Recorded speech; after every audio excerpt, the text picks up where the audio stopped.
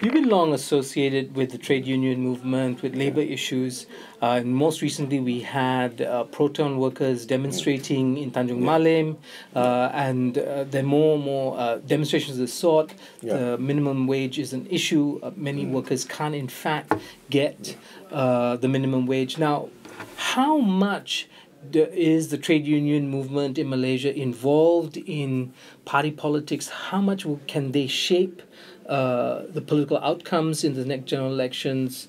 And, perhaps, because very often we don't hear about trade unions or even unorganized labor. I think Malaysians' long-lasting industrial practice has more or less demobilized the trade unions and make trade unions very difficult to show their strength.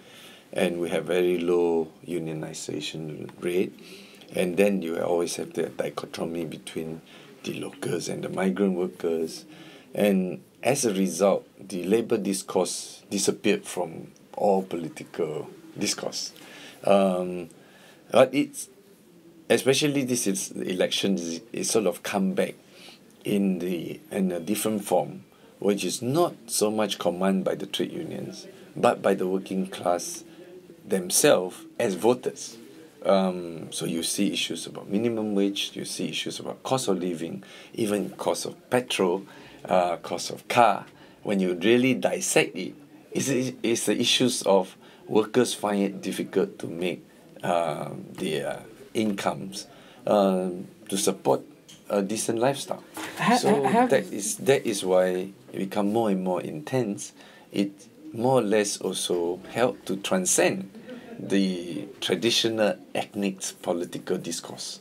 What efforts have the Pakatan Rakyat made in order to court either the trade unions as trade unions or actually reach out to workers? I think there's no there's no specific strategy as such to say we want to court trade union. Rather, it is more of shifting the concern from these distributions of ethnic differences, what ethnic get how many, shifting to a more class-based redistributions. And that it is what the trade unions have been trying to achieve. And somehow for some interesting coincidental reason, political party itself has successfully entrenched this debate, especially for this election. So I think trade unions more or less feel that they are benefited from this. We were able to at least to has a social consensus that we need minimum wage. We need to have some safety nets for the poor. We need affirmative actions based on need rather than ethnicities. I think now somehow Malaysians were able to shift the from the old discourse and old-fashioned political culture into something like, well, a lot more progressive compared to previously. Apart from trade unions and workers, there are other sectors in Malaysian society that perhaps political parties look to think of targeting and mobilizing. Now, the Pakatan Rakyat, for the Pakatan Rakyat, what are the hardest constituencies and sectors to mobilize? I think we definitely trying to, in theory, people who are more marginalized, poorer, tend to be, there's nothing to defend in a very classical sense. They only have their change to lose. But in reality, it is also the hardest because the excess of information, the fatalism, like we are accepting this is a situation, what can we do? We are helpless, and that sort of political mentalities is quite permeated throughout the lower income segment of the society. And this has been our challenge because many of them do not have access to alternative medias. They may not have an iPad. They may not even have a smartphone to get access to informations. I So- think that has been our biggest challenge. So that would be groups like the rural sector, The rural sector, FELDA. factory workers, and you have the urban poor. So the general message that I think both sides are giving, both Barisan Nasional and Pakatan, is that they care.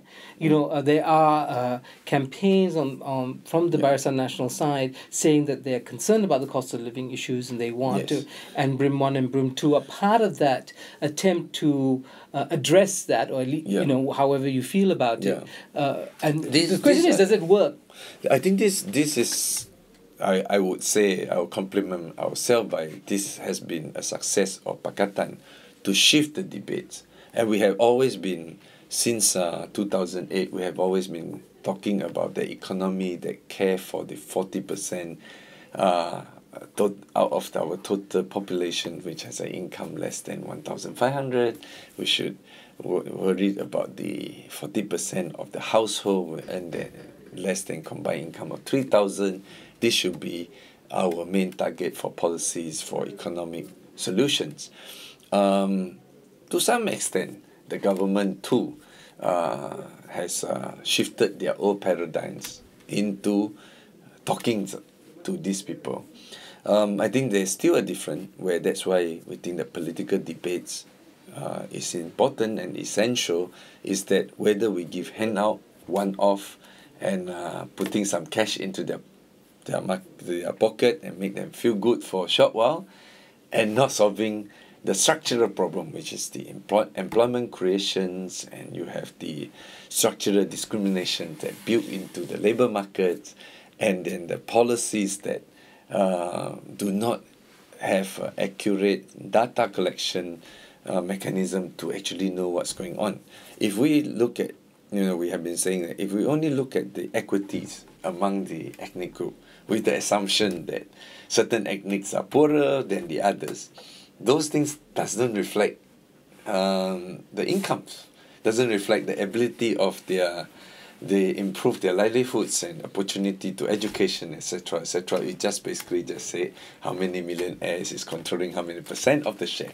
So that's why the current ruling parties is inadequate even in terms of understanding the reality on the ground, because their data collection is always based on ethnicity. In terms of handouts, though, we're just coming back to the question of handout. For somebody who, and until recently I didn't realize that factory workers and in the automotive industry earn a basic of 600. Yes. So a 500 ringgit handout is substantial. It's like a month's bonus. Is that what's going to win votes at the end of the day? Well, we hope not, because that is where our challenge is, that why we are talking about how to devise and convincing economic plan to implement what we advocate, a 1,100 minimum wage. We think that Malaysian can afford a bit higher, notwithstanding there's a lot of weaknesses of the current minimum wage policies and the way they implemented it. We still think that in a couple of years' time, we can achieve a nationwide minimum wage of 1,001, but we need to work hard to achieve that. And that's why I think 600 is much too low below our productivities. The productivities of Malaysia is growing steadily, although it could be better, but then our salary did not increase. Inflation overtakes the incomes, and that's where the gaps become wider and wider, and it makes the burden of the lower segment of societies unbearable. So apart from the working class, we have a rather substantial middle class in Malaysia, and there's also an elite which we must talk about. But Firstly, is the middle class a natural constituency for Pakatan Rakyat? Is it the class more sympathetic to the ideals espoused, whether in practice, it happens in practice or not, but the ideals espoused by the Pakatan Rakyat? I wouldn't dare to say that any of the groupings of societies are our natural allies or our natural supporters. Definitely the middle class have more access to information. They know how societies function, and they probably know a lot more malfunctioning of the society too. Of course, the inclination of middle class to support opposition force is there, because a lot of things that we talk about in terms of transparency, in terms of check and balance, in terms of good governance and no corruption, most of the middle class can relate and translate into dollars and cents into their pockets. They can understand that if you're less corrupted, then that means that they could enjoy a lot more benefits, and if there are less wastage, then taxpayer will burden less. Middle class is quite conscious on that. So in those language like democracy, good governance, naturally it rings a bell and resonant to the middle class ideal. While you go to the lower working class, someone who has been getting certain benefits or loan to get their fertilizer because of their ethnicities is something that they're going to relate a bit in order to understand our message. So that's why we have to craft the message differently. It's much easier for the middle class to understand the check and balance language that normally any opposition in the world universally use and universally apply. But then again, it is also important that because we have never had change of government for such a long time. Never. So the timidity and insecurities of the middle class is always there. We shouldn't underestimate. There must be proper policy articulations and proper positioning in order to ensure that the society won't go haywire just because there is change. I think that is something that there is this intense debate going on, and I would say the ruling parties understand there is the fear there. It may not be very expressive, but that is why you see there's so much talk which invoke the culture of fears. Right. Lastly, I want to ask, in the past, we understand the way Malaysia has worked as a society. The elite are very interlinked. It's not just a political elite, but in the military, in the police, the royal houses are very much closely knit. But we see perhaps this kind of coming apart, and Pakatan has now recruited many retired generals into its ranks to do campaigning. What is going on? Is the elite fracturing? Is it not as cohesive as it used to be? I think, you see, when you have a monopoly of power for too long, because the redistributions of power in a monopoly and is irrational. You don't have proper discussions. So elites split is quite easy because the groups of people are small, and there is something that among the elites group that they find it is not right. Then you see this sort of fracturing of the small groups of people who used to be united because of certain ideal or certain fear.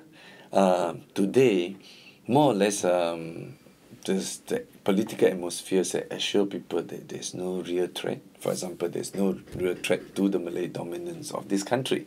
There's no real threats to the position of Islam in this country. Among the elites, they are very clearly understood that maybe some segment of the elites, for certain their interests, they continue to invoke this sort of thing to stay in power. But there's also other groups of people say this is not necessary. So that's why we see a polarizations of the opinion within the elites group. Thank you very much.